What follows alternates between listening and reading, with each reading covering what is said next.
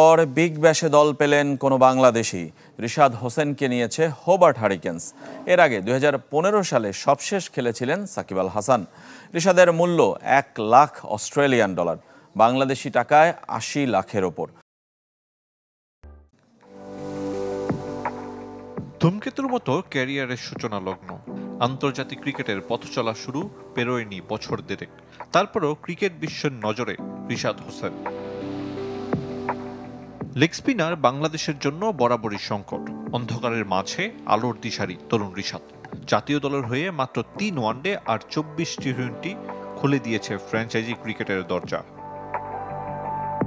দ্বিতীয় বাংলাদেশি হিসেবে Big Bash খেলতে যাচ্ছেন এই স্পিনার।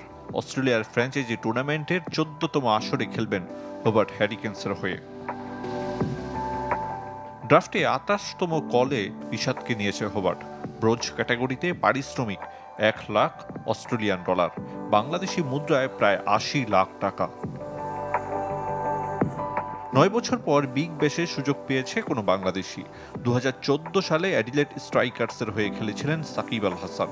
পরের বছর সাকিবকে ডেকে নেয় মেলবোর্ন রেনেগেডস। রিশাদ ছাড়াও বাংলাদেশের 9 ক্রিকেটার বিগ ব্যাশের ড্রাফটে নাম দিয়েছিলেন। সাকিব আল হাসান, হাসান মাহমুদ, জাকের আলীদের সাথে নারী ক্রিকেটার জাহানারা আলমের নাম। কিন্তু শেষ টি20 বিশ্বকাপে 14 উইকেট নেয়া রিশাদকে দলে ভিড়িয়েছে হোবার্ট হারিকেন্স।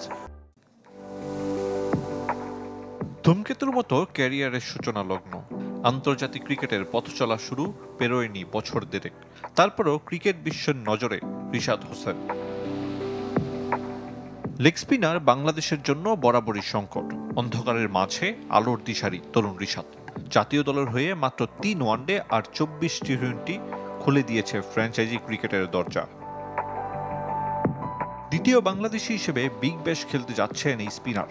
অস্ট্রেলিয়ার ফ্র্যাঞ্চাইজি টুর্নামেন্টের 14তম আসরে খেলবেন হোবার্ট হারিকেন্সের হয়ে। ড্রাফটে 28তম কলে রিশাদকে নিয়েছে হোবার্ট। ব্রোঞ্জ ক্যাটাগরিতে পারিশ্রমিক $1,00,000, বাংলাদেশি মুদ্রায় প্রায় 80 লাখ টাকা। 9 বছর পর বিগ ব্যাশে সুযোগ পেয়েছে কোনো বাংলাদেশি। 2014 সালে অ্যাডিলেড স্ট্রাইকার্সের হয়ে খেলেছিলেন সাকিব আল হাসান। পরের বছর সাকিবকে ডেকে নেয় মেলবোর্ন রেনেগেডস। রিশাদ ছাড়াও বাংলাদেশের 9 ক্রিকেটার বিগ ব্যাশের ড্রাফটে নাম দিয়েছিলেন।